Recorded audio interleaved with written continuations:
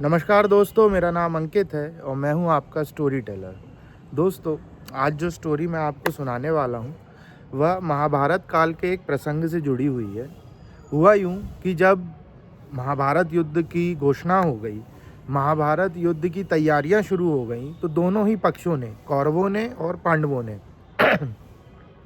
अपने अपने मित्रों को, सगे संबंधियों को, रिश्तेदारों को आह्वान दिया कि आइए इस युद्ध में हमारी सहायता करिए और धर्म युद्ध में आप भी पार्टिसिपेट करिए, आप भी वहाँ पे शामिल होइए।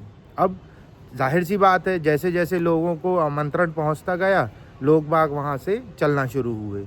अब इन्हीं लोगों में एक थे मद्र देश के मद्र नरेश, जो कि नकुल और सहदेव, जो पांडवों में सबसे छोटे भाई थे, नकुल सहदेव, उनके नाना थे।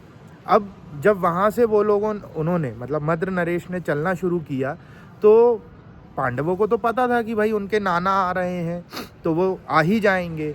लेकिन दुर्योधन जो था वो काफ़ी चालाक था। उसको मालूम था कि पांडवों ने उनके स्वागत के लिए, उनके भोजन के लिए किसी प्रकार की कोई व्यवस्था नहीं की है। तो उसने क्या किया, बिना कुछ कहे, बिना किसी ध्वज के, सिर्फ भोजन की व्यवस्था सारे रास्ते मद्र नरेश और उनकी सेना के लिए की। अब मद्र नरेश को लगा कि हो ना हो यह पांडवों ने ही किया है, क्योंकि उनको पता है कि उनके नाना युद्ध में भाग लेने के लिए आ रहे हैं। तो अब वो चले आ रहे थे, जगह जगह रास्ते भर उनको खाना पीना, आराम की व्यवस्था मिलती गई। इससे वो बड़े प्रसन्न हो गए। जब बिल्कुल वो अपने पहुंचने वाले थे युद्ध क्षेत्र पे, कुरुक्षेत्र के पास में, तो आखिरी बार जहां वो भोजन पानी करने के लिए रुके, तो फिर वहां पे सेवक हाजिर थे। दुर्योधन बड़े आराम से बाहर खड़ा हुआ था। मद्र नरेश को इसकी किसी प्रकार की कोई जानकारी नहीं थी। अब इस सारी व्यवस्था से खुश होकर मद्र नरेश ने आनंदित होकर कहा कि बुलाओ जिसने भी यह सारी व्यवस्था की है, हम उससे बड़े प्रसन्न हैं और हम उसको कुछ देना चाहते हैं। बस इतना उनके मुंह से निकला और वहाँ दुर्योधन उनके टेंट के अंदर घुस गया। बोला, महाराज मैं भी आपका नाती ही हूँ। तो मद्र नरेश ने कहा, हाँ, रिश्ते में तो तुम भी मेरे नाती हो।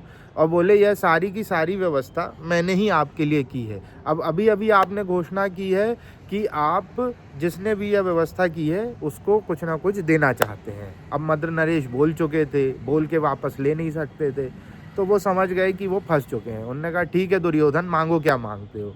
तो दुर्योधन ने कहा कि महाराज, मैं चाहता हूँ कि यह सारा युद्ध जो होने वाला है महाभारत का, वह आप मेरी तरफ से पांडवों के अगेंस्ट, पांडवों के खिलाफ लड़ें। अब मद्र नरेश फंस चुके थे बोल के, वादा अब पीछे लिया नहीं जा सकता था। उन्होंने भी तथास्तु कहा और वो युद्ध क्षेत्र में पहुँचे कौरवों की तरफ से। अब जब यह खबर शिविर में पहुंची पांडवों के, तो उन लोगों को बड़ा आश्चर्य हुआ और कृष्ण जी मुस्कुरा दिए। बोले, देखा युधिष्ठिर, आपने जिस चीज़ को अपना मान लिया था और जिस चीज़ के लिए आपने किसी प्रकार का प्रयत्न नहीं किया, वह आपके हाथ से होते हुए भी आपके निकल चुकी है। अब दोस्तों, ये कहानी मैं आपको क्यों सुना रहा हूँ? ये मैं आपको इसलिए सुना रहा हूँ कि आज के समय में हम सभी के सभी जो मतदाता हैं, जो अपने मतों का अधिकार करते हैं, अपने मतों का दान करते हैं, हमें मतदाता कहा जाता है।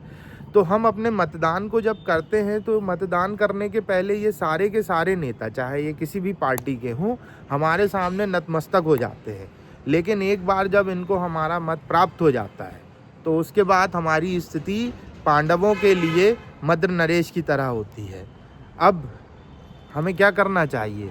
हमारे मतों के अधिकार को उपयोग में लेने से पहले और लेने के बाद हमें इन नेताओं को इस चीज़ का एहसास कराना चाहिए कि यह जो मत हमने उन्हें दिया है, ये पहली और आखिरी बार नहीं है। 5 साल बाद फिर वही व्यवस्था बनेगी, 5 साल बाद फिर चुनाव होंगे, और हमें इन लोगों को उस चीज़ के लिए जिम्मेदार ठहराना होगा कि जो ये वादे हमसे करते हैं वो हमारे लिए पूरे होने चाहिए। कैसे? मतदान करने के पहले ये हमारे चरणों में होते हैं और मतदान होने के बाद हम इनके चरणों में होते हैं। क्यों भाई? ऐसा क्या हो जाता है? व्यवस्था में ऐसा परिवर्तन क्यों है? ये कैसे जनता के सेवक अचानक से जनता के मालिक बन जाते हैं? हमारे द्वारा यह काफ़ी बार बोला भी गया है, मैं भी वही बात बोल रहा हूँ। लेकिन मैं आप सभी से हाथ जोड़ के निवेदन करता हूँ कि एक बार अपने क्षेत्र पे ध्यान दीजिए। पार्षद का काम देश के न्यूक्लियर बटन संभालना नहीं है। विधायक का काम दूसरे देश के साथ में होने वाली संधियों के ऊपर हस्ताक्षर करना नहीं है। उसका काम वही है जिसके लिए उसको चुना गया है। आपके क्षेत्र के विधायक, आपके क्षेत्र के पार्षद, मंत्री, जो कोई भी हैं, इन सबको उनकी जिम्मेदारियों का एहसास कराइए और यह एहसास दिलाइए कि मोदी जी वहाँ पे बैठे हुए हैं। ठीक है, मोदी जी का काम है, वो कर रहे हैं, लेकिन उनके नाम की खीर खाना बंद करो, मेहनत करो, जनता के बीच में जाओ जिसके लिए चुना गया है। मोदी जी के नाम पे पार्षद और विधायक और सांसद जीत सकते हैं, लेकिन काम उनका फिर भी वही रहेगा जिसके लिए उन्हें चुना गया है। एक पार्षद को नाली साफ करवानी पड़ेगी, झाड़ू लगवानी पड़ेगी। मैं मेरे क्षेत्र में देखता हूँ कि 30-40 लोग जो कि सफाई कर्मचारी के तौर पे, शायद मैं गलत भी नंबर बोल सकता, हो सकता वो 20-25 हो, सफाई कर्मचारी के तौर पे व्यवस्थित किए गए हैं, नियमित किए गए हैं, लेकिन 8-10 से ज़्यादा नहीं आते। बाकी के लोग कहाँ जाते हैं ये आप और मैं सब अच्छे से जानते हैं। सारी सेटिंग है। अब इस व्यवस्था को बदलने का समय है। जनता को, आपको, मुझे, हम सभी को अपनी जिम्मेदारियां समझ के उन लोगों को उनकी जिम्मेदारियां याद दिलाने की ज़रूरत है। जय हिंद, जय भारत।